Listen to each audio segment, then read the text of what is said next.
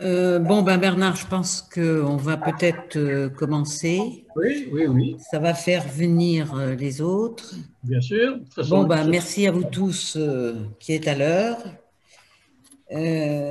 Donc, et merci à l'équipe du MEDEF Île-de-France de nous accompagner ce soir, ainsi que bien évidemment notre ami Bernard, qui nous fait plaisir en nous accordant cinq sessions sous ce format. Donc, aujourd'hui, l'intelligence des risques. Le 4 mai, même heure, intelligence collective. Le 2 juin, innovation. Le 6 juillet, l'influence. Et la dernière sera en septembre. Qu'est-ce qu'un État stratège? Donc, Bernard, merci de nous accorder tout ce temps et surtout tout ce travail. Tu vas aussi nous expliquer. Alors, la conférence est enregistrée. Elle pourra nous être restituée et tu vas passer des slides qui pourront être mis à la disposition des participants. À toi, Bernard. Merci. bonjour Martine, bonjour à toutes, bonjour à tous. Eh bien, nous avons la chance d'avoir une présidente qui prend les choses en main, le taureau par les cornes, pour nous parler des risques. On dit que les Français ont une aversion viscérale aux risques. C'est sans doute vrai. Et en tout cas, la situation actuelle est une fabuleuse opportunité pour parler des risques. Parce qu'un risque dont on parle, c'est un risque qui est déjà maîtrisé en grande partie. Là encore, c'est parce que les choses sont nommées, qu'un chat est appelé un chat, qu'on va finir par apprivoiser le danger, par apprivoiser le risque. Et puis un chef d'entreprise, c'est quelqu'un qui prend des risques. C'est pour ça que cette séance, elle s'adresse d'abord à eux, parce qu'ils ont la vision la plus adéquate de ce que nous allons observer ensemble, puisqu'ils ont la vision générale qui convient pour appréhender une crise, notamment une crise systémique. Nous sommes dans une crise systémique depuis le début de cette pandémie, parce que une crise systémique, comme on le voit sur la slide qui s'affiche devant nous, c'est une crise qui commence dans un secteur et puis c'est une crise qui est contagieuse. C'est le cas de le dire, puisqu'elle influence un secteur l'un après l'autre en apportant des dérèglements, des inconvénients, des dangers et des menaces de toute nature. Nous avons d'abord une crise sanitaire. Or, les chefs d'entreprise connaissent le sanitaire dans les entreprises à travers les comités d'hygiène et de sécurité, à travers tous les documents, je pense notamment aux documents uniques, qui les obligent à recenser les postes à risque. Nos chefs d'entreprise sont des professionnels de l'intelligence des risques et notamment sanitaires.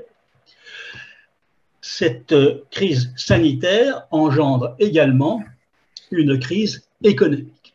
On sait que le PIB français va chuter d'environ 8% d'après les derniers chiffres, qui sont peut-être pas tout à fait exacts, mais qui peut parler d'exactitude tant la situation est mouvante. Ce qu'on observe par exemple sur le plan économique est une des conséquences de la crise sanitaire. Nous étions déjà confrontés à des problèmes d'approvisionnement. Je pense notamment à tout ce qui concerne les composants électroniques qui entrent dans beaucoup d'industries. Déjà avant la crise sanitaire, nous avions des problèmes. Celle-ci les a accentués. La crise économique que nous vivons se double aussi d'une crise sociale.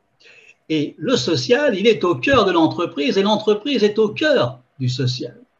Parce que nos salariés, nos collaborateurs sont aujourd'hui obligés, astreints à, par exemple, du télétravail, qui peut être une solution pour beaucoup de choses. Et là, il faut saluer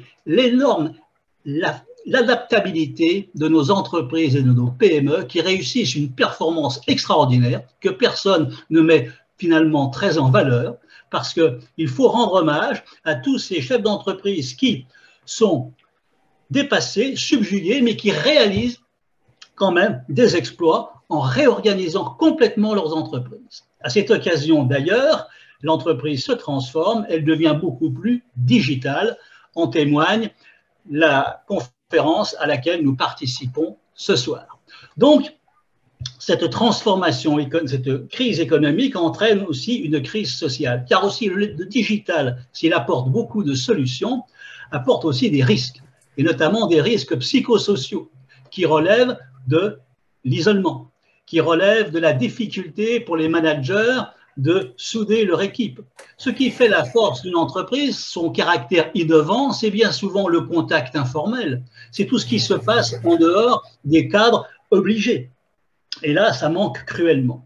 Donc, on a affaire à une crise sociale et en même temps à une crise financière.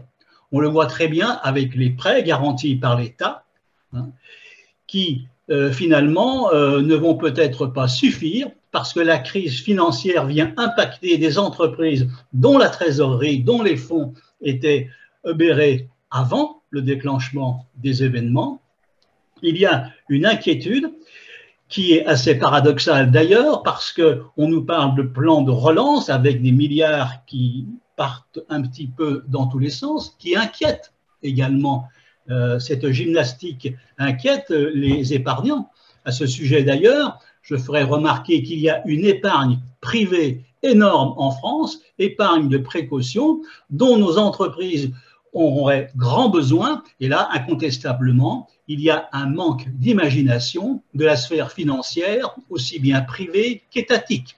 Il faudra peut-être un jour dans ce pays réfléchir à des astuces, faire preuve d'innovation pour réorienter cette épargne privée vers les entreprises qui en ont besoin. Je parlais également, dans la précédente slide, de conséquences politiques. On voit très bien qu'au niveau de la France, eh bien, il commence à y avoir une contestation des territoires qui ont tendance à prendre un petit peu leur indépendance par rapport à l'État central, par rapport à l'État jacobin. On voit des villes, on voit des régions qui finalement s'autonomisent et disent ben, finalement cette crise, eh bien nous aussi, il nous appartient de la gérer, d'en tirer les conséquences. Donc, une crise systémique qui appelle un regard systémique, celui du chef d'entreprise. Je reviens sur l'aspect sanitaire. Rien que cet aspect sanitaire, cette lutte contre le virus, c'est un écosystème à soi seul. C'est un système qui appelle des antibiotiques, des virus, qui appelle des modes de vie. Oui, qui appelle également des modifications dans notre alimentation, dans nos modes de transport. On voit que nos aéroports sont perturbés. On voit qu'il y a d'un pays à l'autre des approches différentes par rapport à la pandémie. On s'aperçoit que les pays d'Asie ont appliqué des règles qui étaient sans doute plus drastiques que les nôtres, mais qui finalement font que ces pays-là s'en sortent moins, s'en sortent mieux que nous. Il ne faudrait pas qu'à leurs yeux, la France devienne un pays à risque, un pays dangereux. Je pense notamment à toute notre industrie hôtelière, à toute notre industrie touristique qui aurait grandement à pâtir si ces voyageurs asiatiques s'apercevaient que nous ne sommes pas à la hauteur de ce qu'ils ont réalisé chez eux. Donc, une manière de combattre la crise au Japon, en Corée ou en Chine a des influences, a des conséquences sur notre vie économique locale. C'est aussi un exemple de système, de crise systémique qui, une fois encore, appelle de l'anticipation, appelle un regard. Nous allons maintenant passer à la slide suivante. Voilà. Une crise systémique appelle une pensée systémique. Or, nous sommes en France habitués à vivre dans une pensée analytique. Ce qui a fait d'ailleurs la force de ce pays, c'est par la pensée analytique qui prend les problèmes, qui les décortique, qui les dissèque, que la France, par exemple, a pu se reconstruire après la Seconde Guerre mondiale ou après la perte de ses empires coloniaux. La pensée analytique, c'est une pensée qui excelle dans le monde de la comptabilité, de la finance, dans le monde des ingénieurs, de nos techniciens. Et elle a rendu d'éminents services et elle continue à en rendre. La pensée systémique, c'est différent. La pensée systémique, c'est cette capacité à revenir sur une situation telle qu'elle est exposée dans la slide précédente et à englober des choses qui, a priori, n'ont rien à voir entre elles. Alors, je donne un premier exemple de la différence qu'il y a entre une pensée analytique et une pensée systémique. La pensée analytique, c'est celle de notre expert comptable, de notre financier, qui regarde le bilan de l'entreprise parce qu'il a fait un travail sérieux, le commissaire aux comptes également a fait son travail, et nous avons devant nous une entreprise qui est en bonne santé. Le problème, c'est qu'une pensée systémique nous aurait permis d'apprendre que le couple qui dirige l'entreprise est en train de divorcer et que celle-ci va disparaître. Et là, il est très difficile de passer d'une expertise à quelque chose qui est hors champ, hors sujet. La pensée systémique oblige à un effort extraordinaire qui va obliger un ingénieur, un comptable, un commissaire aux comptes à s'intéresser à des choses qui ne le regardent pas. Or, cette gymnastique, eh bien, dans notre beau pays, c'est essentiellement les chefs d'entreprise qui la font. Tous les jours, nos chefs d'entreprise passent d'une pensée analytique à une pensée systémique. On se dit d'ailleurs qu'il en faudrait peut-être plus aujourd'hui au niveau de nos instances nationales pour gérer cette crise. Voilà un premier exemple de pensée analytique et de pensée systémique. Je vais maintenant en afficher un autre, si on veut bien, présenter l'autre slide. Voilà. La pensée analytique, notamment celle de l'ingénieur, c'est celle qui travaille sur cet objet que l'on voit en face de nous, qui est une tondeuse à gazon. Ma veille technologique, qui fait mon frais un travail de technicien, d'ingénieur très consciencieux, comme le comptable dans l'exemple précédent, va décortiquer cette machine. Et depuis 30 ans, dans mon entreprise, je regarde comment évoluent les tondeuses à gazon. C'est ce que l'on appelle le darwinisme technologique. Alors au début, les tondeuses étaient à essence, et puis elles le sont devenues électriques. Et puis maintenant, il n'y a plus de fil. La tondeuse s'alimente toute seule au soleil. Elle est devenue un robot. Elle est devenue une intelligence artificielle. Elle intègre des algorithmes, elle intègre un certain nombre de choses tout à fait extraordinaires. Et puis, cette machine, eh bien, m'obsède parce que je cherche à savoir quel sera le prochain progrès, la prochaine innovation de rupture qui va en mettre sur le marché une nouvelle. Ce que je ne vois pas, parce que je suis dans une pensée analytique, c'est que mon vrai concurrent, ce n'est pas un autre fabricant de tondeuses à gazon, c'est un laboratoire agricole du Morvan qui vient d'inventer un gazon qui ne dépasse pas 2 cm. Et là, tout mon modèle économique s'effondre. Voilà encore un exemple de la différence qu'il y a entre une pensée analytique et une pensée systémique. Or, nos chefs d'entreprise connaissent cette gymnastique parce qu'ils sont sérieux, ils sont techniciens, ils sont ingénieurs dans leur entreprise pour regarder l'évolution des machines, mais aussi ils vont, par exemple, jouer au golf, jouer au bridge, participer à des clubs, notamment des clubs d'intelligence économique, organisés par le MEDEF, ici ou là en France, et puis un jour, ils apprennent qu'il y a des laboratoires qui vont fabriquer des gazons extraordinaires, révolutionnaires. Et donc, cette faculté de passer d'un monde à un autre caractérise à la fois l'intelligence des risques et le métier de chef d'entreprise. Nous continuons avec d'autres slides. Voilà. Le risque. Le risque a une longue histoire. Alors là, on va faire un petit passage en dehors de l'entreprise, mais pour y revenir très vite. Le risque a toujours existé. La prise de risque est toujours un métier. Dans l'Antiquité, ce métier était une religion. D'ailleurs, il n'y avait pas de différence entre la religion et l'intelligence des risques. C'était exactement la même chose. Le professionnel que l'on voit en haut à gauche de ces slides est un aruspice. Il pratique une technique de criticité qui lui permet d'évaluer les risques. Et il le fait au vu et au su de tout le monde à partir de méthodes qui s'affichent. C'est pour ça que j'ai mis le foie d'un animal qui est stratifié avec les différentes zones, de manière à ce que tout le monde puisse voir à quoi correspond le travail de l'aruspice.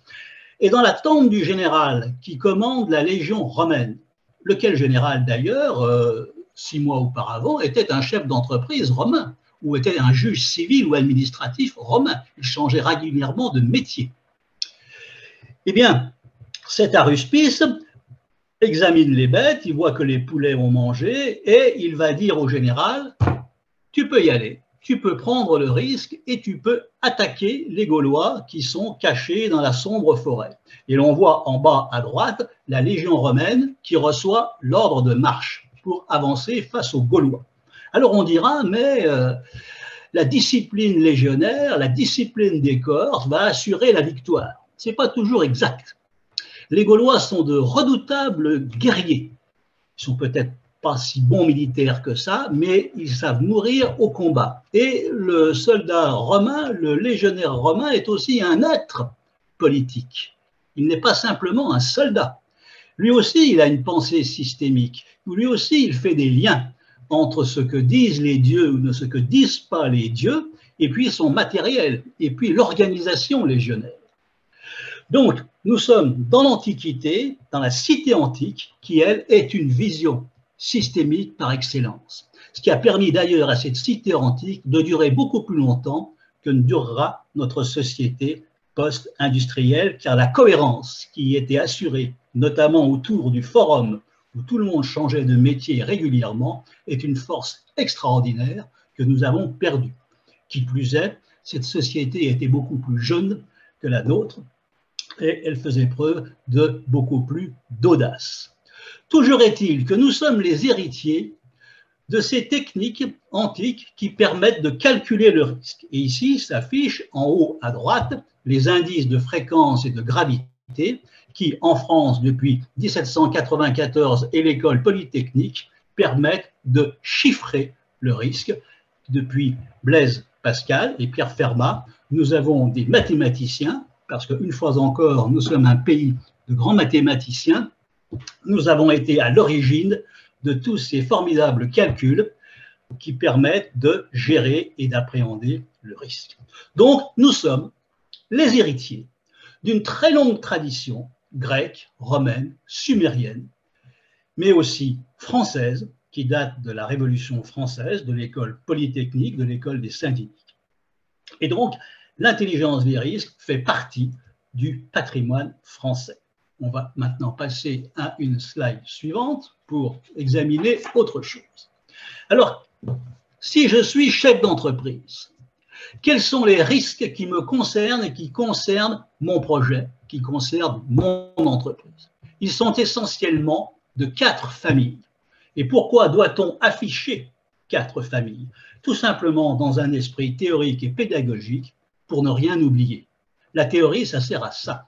La théorie, ça sert à aider le praticien à ne pas passer à côté de quelque chose en ayant une vue d'ensemble, une vue systémique.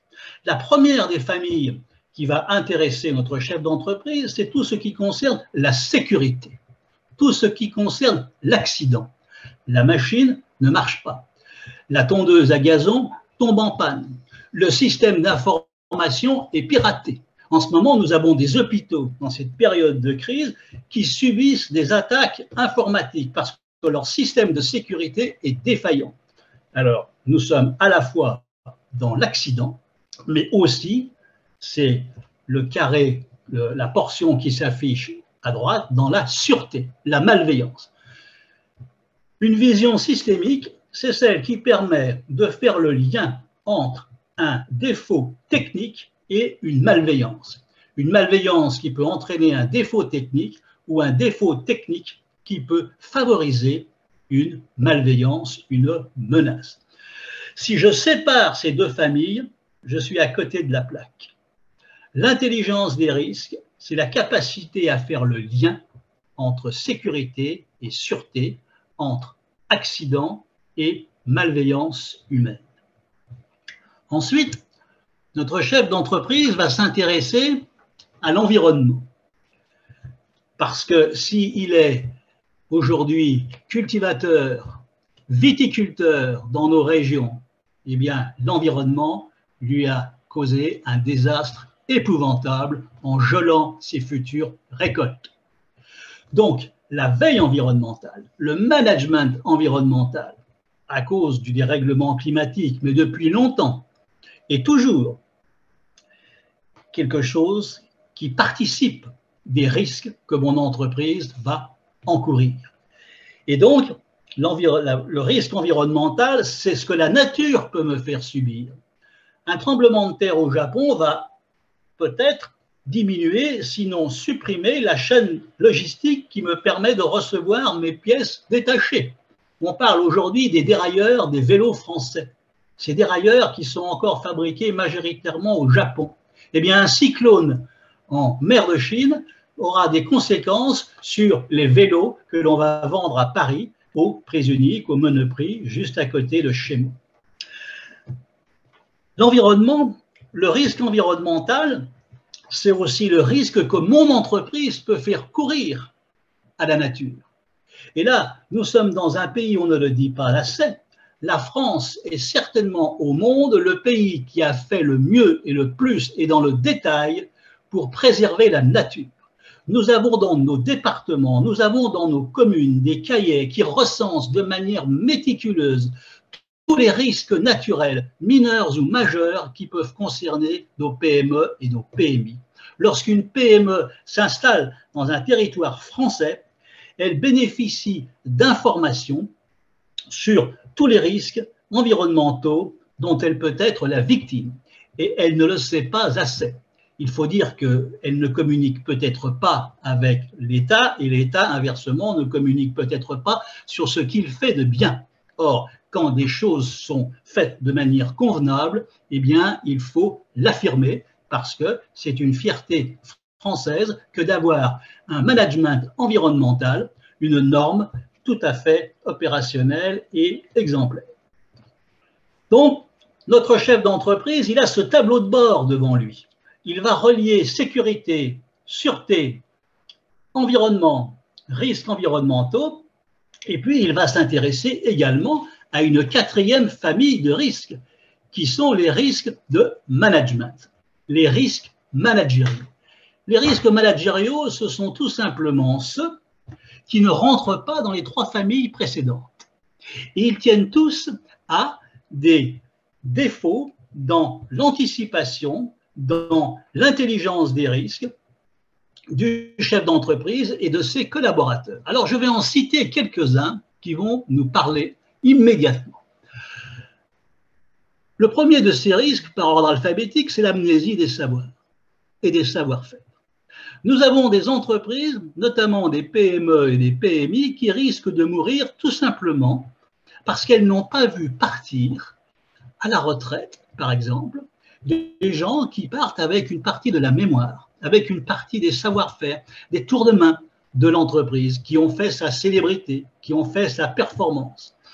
Or, ce risque d'amnésie, il touche tout le secteur français, quels que soient les services, du fait de la pyramide des âges, et puis du fait peut-être aussi de l'inattention que l'on portait à ces savoir-faire qui allaient nous quitter.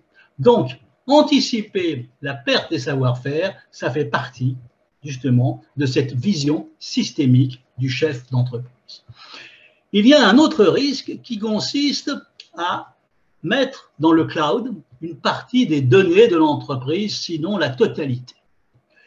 Et pour des raisons d'efficacité, de commodité, nos PME ont raison de le faire.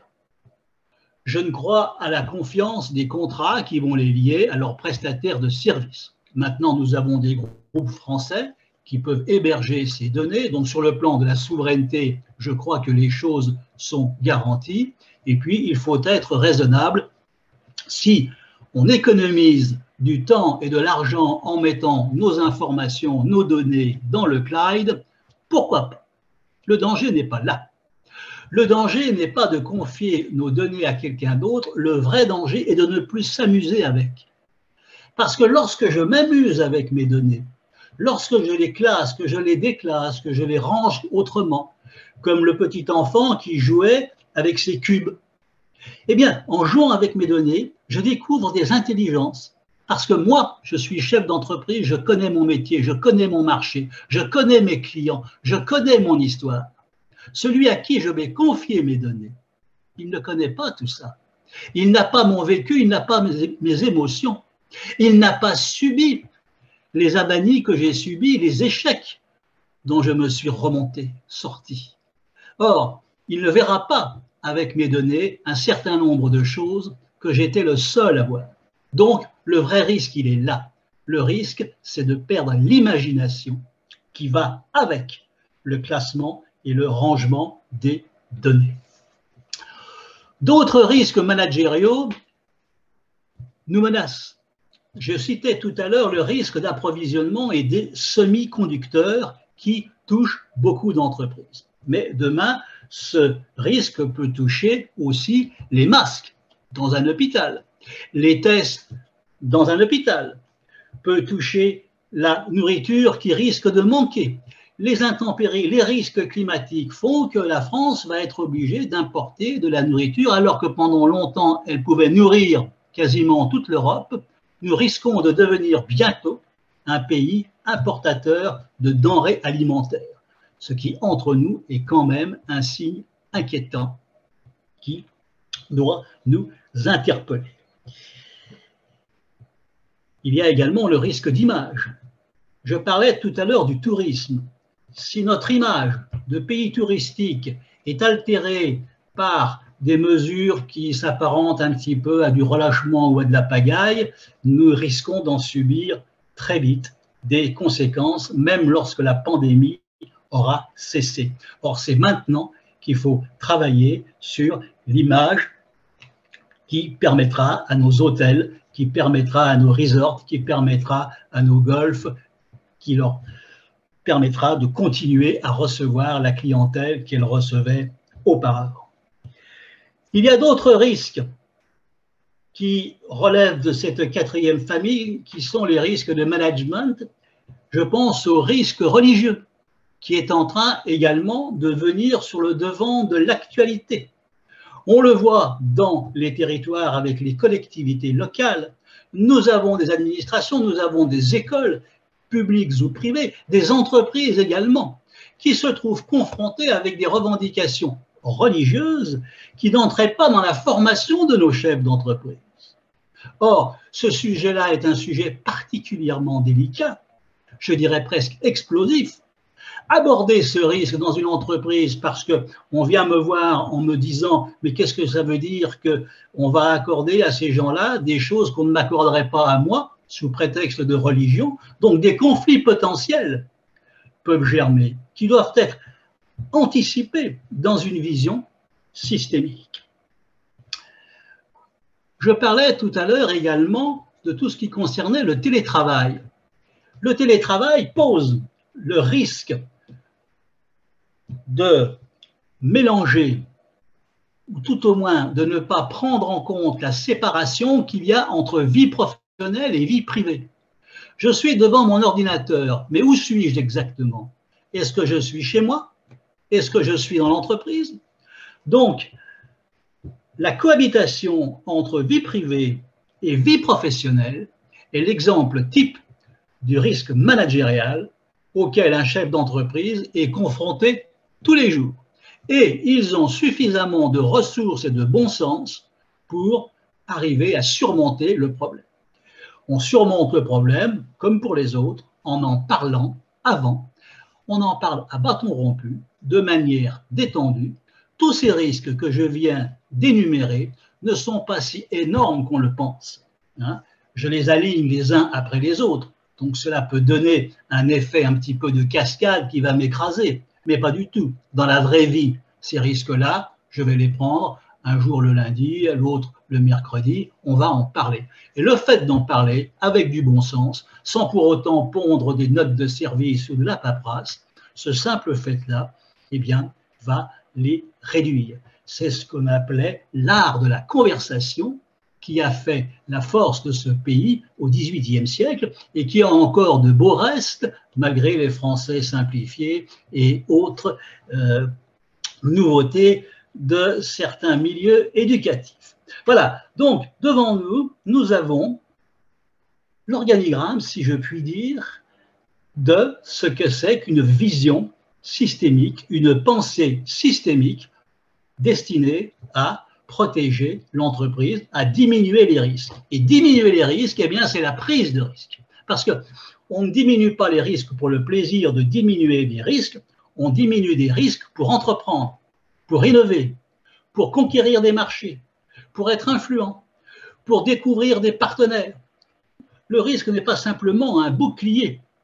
Le risque, c'est également une épée qui va justement pouvoir être utilisée au bon endroit, au bon moment. Je passe maintenant à la slide suivante. Voilà. Alors, cette vision systémique, c'est un programme, on l'a vu, c'est dans la tête du chef d'entreprise, c'est un processus global. Mais c'est aussi pour le même chef d'entreprise, mais pour les autorités également politiques, territoriales, une grille de lecture. Je prends l'exemple du tsunami qui, il y a quelques années, a causé des milliers de morts dans l'océan Indien. Eh bien, nous étions en face d'un risque de sécurité, tout simplement parce que nous avons une non-conformité technique des bâtiments, des hôtels qui ont été construits. Ces hôtels ont été construits avec des matériaux qui n'auraient pas dû être employés, sur des lieux qui, normalement, étaient inondables et qui ne devaient pas être construits. Donc, nous sommes face à un problème de sécurité, à un problème technique d'accident. Mais c'est aussi un problème de sûreté, parce que si ces passe-droits ont été accordés, c'est parce qu'il y a eu de la corruption. Il y a eu de la corruption des autorités locales qui ont autorisé certains projets dans des endroits où ils ne devaient pas avoir lieu. Je parle de l'Inde, mais notre beau et cher pays n'est pas exempt de ce genre de choses. Nous l'avons vu lors de problèmes qui ont touché les côtes atlantiques ou méditerranéennes françaises, où l'on parle encore de savoir si on avait le droit, compte tenu du plan d'occupation des sols, de construire ici ou là. Hein.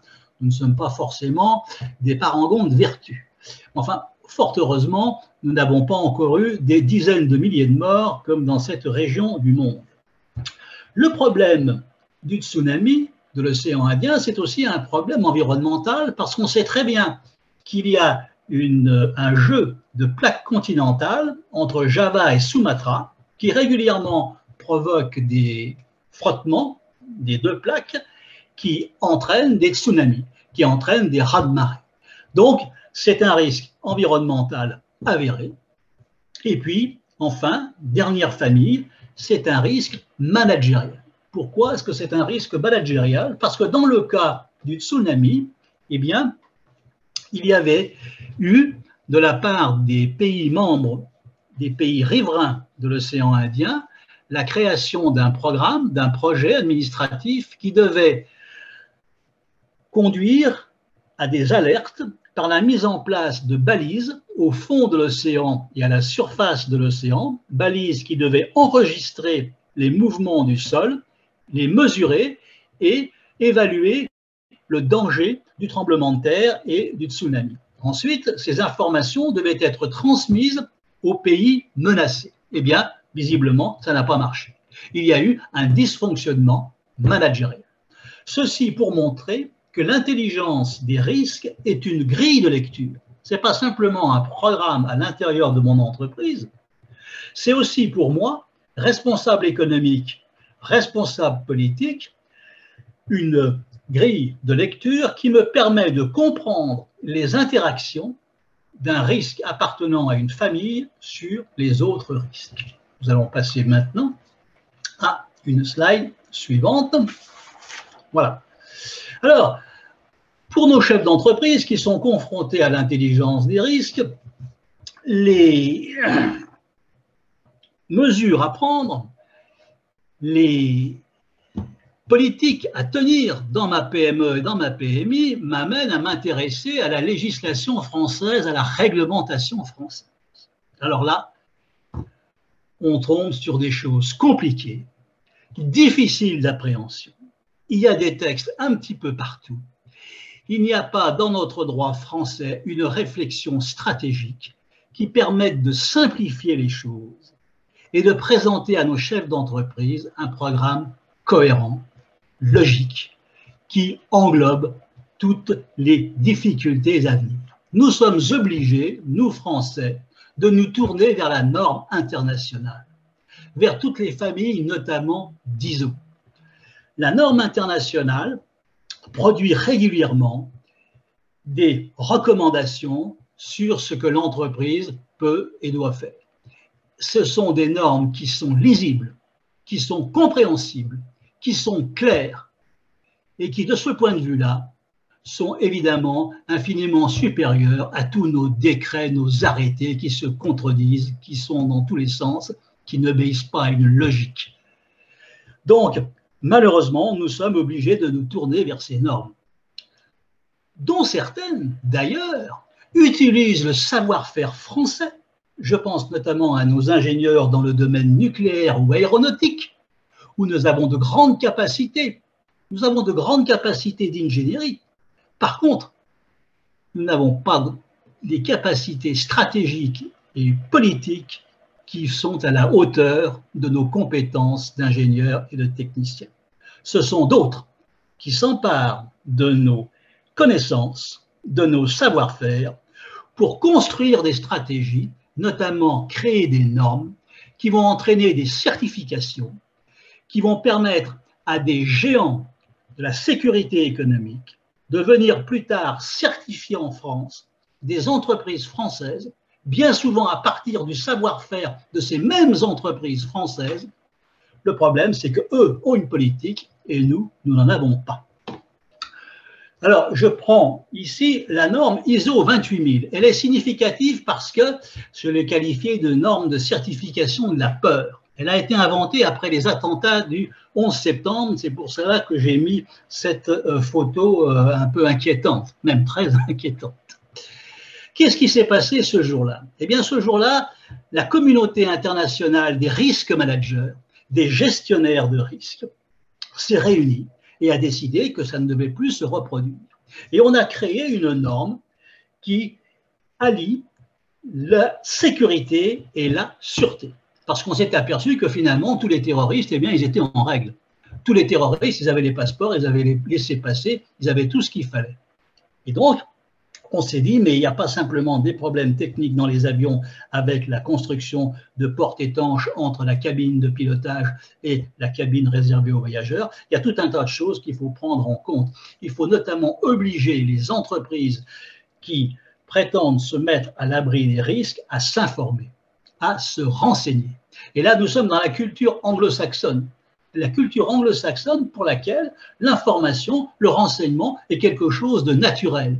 Alors que chez nous, le renseignement, l'information, oh là là, on va s'informer sur les pirates, on va s'informer sur les terroristes, c'est inquiétant, c'est pas dans nos gènes.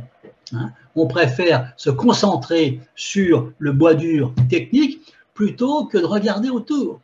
Or, il faut bien le dire que la culture anglo-saxonne a sur ces sujets-là une vision beaucoup plus systémique, ce qui lui permet de construire des normes qui vont entrer ensuite dans le jeu d'influence de ces pays-là, bien entendu. La norme ISO 28000, dès le début, a été pensée par les États-Unis, non seulement comme un outil de protection des entreprises, mais comme un outil d'influence sur le marché du risque. Car l'intelligence des risques, c'est un marché. Ce n'est pas simplement une théorie dont nous parlons ce soir. C'est un business mondial colossal sur lequel agissent des Japonais, des Allemands, des Norvégiens, des Suédois, des Britanniques, qui ont construit parfois depuis plus de 100 ans des acteurs majeurs de la sécurité et de l'intelligence des risques. Je ne vais pas les énumérer tous les uns après les autres, mais on sait par exemple que des entreprises comme DECRA sont venues en France pour certifier des immeubles de grande hauteur. Cette entreprise-là, elle existe depuis le début du XXe siècle. Donc nous arrivons, nous, avec, malgré tous nos ingénieurs, toutes nos écoles d'excellence, nous arrivons, bien entendu, avec un retard de pensée stratégique. Voilà, nous allons passer maintenant à la slide suivante. Alors, nous avons ici, je parlais des normes internationales. Il faut que cette conférence permette à nos chefs d'entreprise qui vont s'intéresser à l'intelligence des risques de savoir quelles sont les sources lisibles, facilement compréhensibles de ce dont nous parlons ce soir. Car il y a des sources qui sont des sources normatives. Je prends par exemple le management global des risques, l'ISO 31000.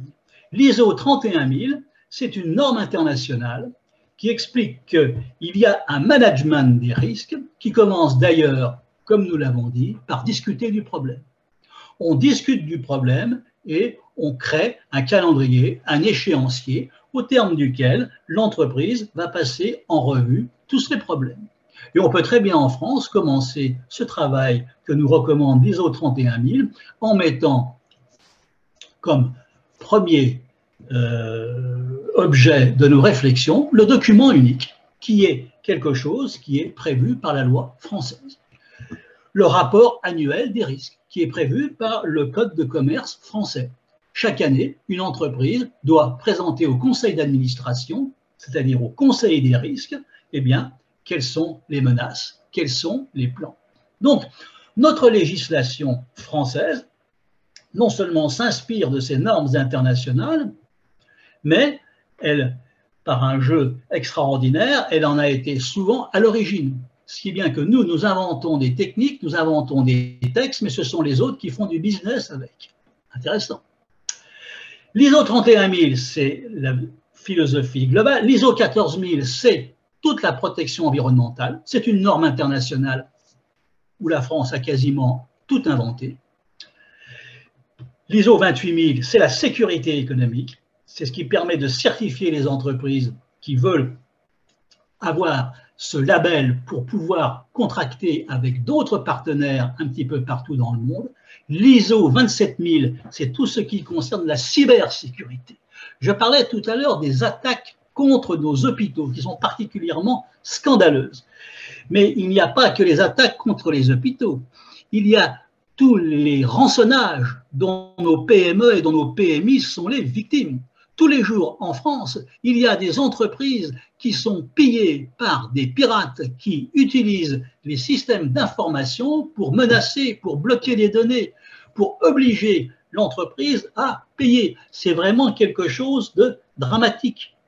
Or, il existe depuis longtemps une norme, toute une famille de normes, c'est l'ISO 27000, qui est quelque chose de tout à fait de bon sens, qui va permettre de voir très vite quels sont les problèmes.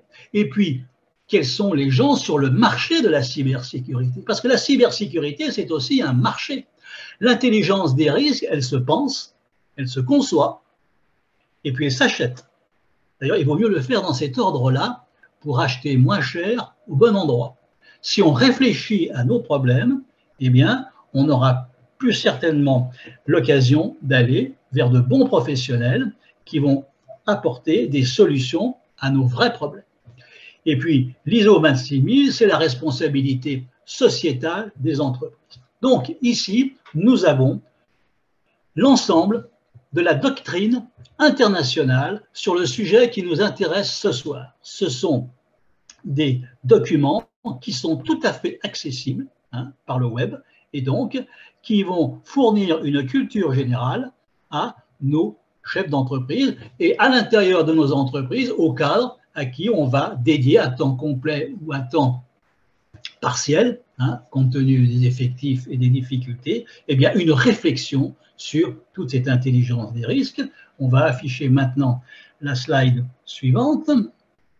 Voilà. Conclusion, il faut aborder ces problèmes-là collectivement. ce n'est pas au chef d'entreprise tout seul de prendre tout sur lui. L'intelligence des risques, c'est un collectif. On est plus intelligent à plusieurs que tout seul. Et comment faire? Eh bien, on se fait un programme, on se réunit, on associe tout le monde, parce que tout le monde fait partie de la chaîne qui va amener une bonne protection de l'entreprise.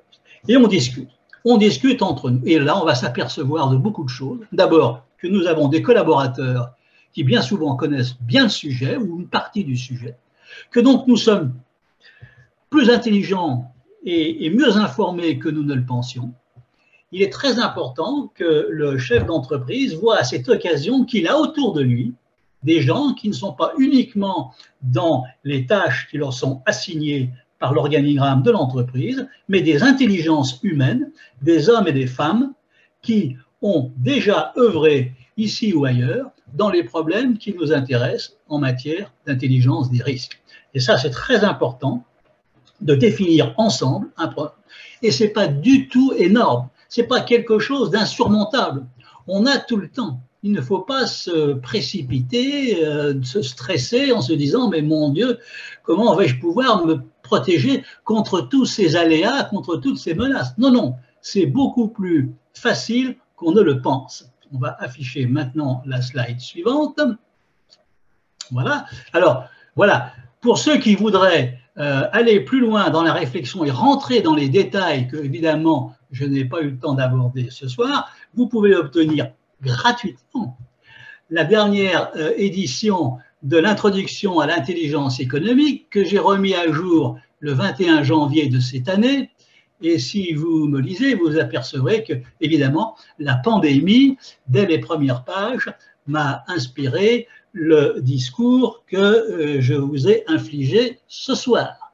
Je vous remercie de votre attention et maintenant, je suis prêt à répondre à d'éventuelles questions. Voilà. Questions ou critiques ou réactions de toute nature, il n'y a pas de problème. Hein? Voilà. Donc, vous voyez, c'est une vision d'ensemble. Hein. La pensée analytique et la pensée systémique, on les garde toutes les deux. On n'oppose pas un métier à un autre. On n'oppose pas une manière de penser à une autre. L'intelligence économique, telle que nous la pratiquons sous l'égide de Martine Marandel depuis des années au MEDEF Île-de-France, c'est quelque chose de collectif, où tout le monde vient apporter sa pierre. D'ailleurs, tous les visages qui s'affichent ici autour de notre présidente nous ont tous apporté dans leur domaine des savoir-faire qui font partie de cette intelligence économique. Alors Bernard, j'allais dire, oui. On peut aussi donc raisonner au niveau d'une filière, par exemple. Bien sûr, absolument. Je me suis placé du point de vue du chef d'entreprise de la PME et de la PMI parce que nous sommes au MEDEF. Mais c'est valable pour une filière, absolument. Une filière, par exemple, aujourd'hui, l'aéronautique. L'aéronautique est une filière qui vit un drame, qui subit de plein fouet la pandémie. Donc, l'intelligence des risques, ça va lui permettre de voir ce qui pourrait arriver de plus grave. Mais quand on regarde les risques qui peuvent arriver dans une filière comme l'aéronautique, qu'est-ce qu'on voit en même temps? On voit se dessiner des opportunités. On voit se dessiner des innovations. L'aéronautique est obligée en tant que filière de produire de l'intelligence économique, de réallouer les savoir-faire. On ne peut pas laisser nos ingénieurs, nos techniciens, nos patrons de PME, les sous-traitants de l'aéronautique dans le désespoir et la déshérence. Ils se rassemblent. Ils font ce qu'ont fait les décolteurs de la vallée de l'Arve, que nous sommes allés voir lorsque le Premier ministre Jean-Pierre Raffarin a lancé un programme d'intelligence économique. Ces gens-là étaient catastrophés par une crise de l'automobile. Ils se sont réunis, ils faisaient des roulements à billes que les automobilistes n'achetaient plus à cause de la crise. Eh bien, qu'est-ce qu'ils ont décidé? De se réunir, de se parler, de s'écouter. Et avec ces merveilleuses petites billes, ils ont fait des bijoux. Ils ont inventé des collections.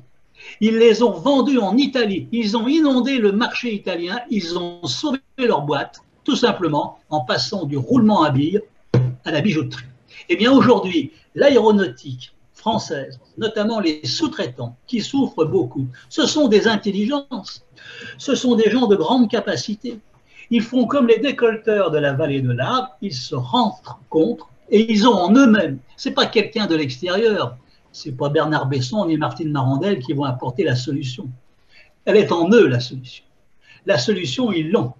Mais pour l'accoucher, il faut qu'ils se rencontrent, il faut qu'ils se parlent, il faut qu'ils s'écoutent, peut-être dans un certain ordre. Pour ne pas mettre la charrue avant les bœufs, c'est ce que nous verrons peut-être dans nos prochaines conférences, mais absolument, la filière est tout à fait légitime à allier en même temps pensée analytique et pensée systémique. Et c'est valable pour l'agriculture aussi. Je parlais des viticulteurs la dernière fois, hein, eh bien, on se réunit et on regarde ce que l'on peut inventer, ce que l'on peut faire, parce qu'on a déjà les connaissances, mais il faut ces connaissances les remettre à jour, il faut les accoucher, il faut revisiter sa mémoire. J'ai une question. Oui. Oui, bonsoir monsieur. D'abord, merci pour cet exposé que j'ai trouvé tout à fait passionnant. C'est toujours passionnant d'avoir une vision de synthèse, on va dire, et élargie.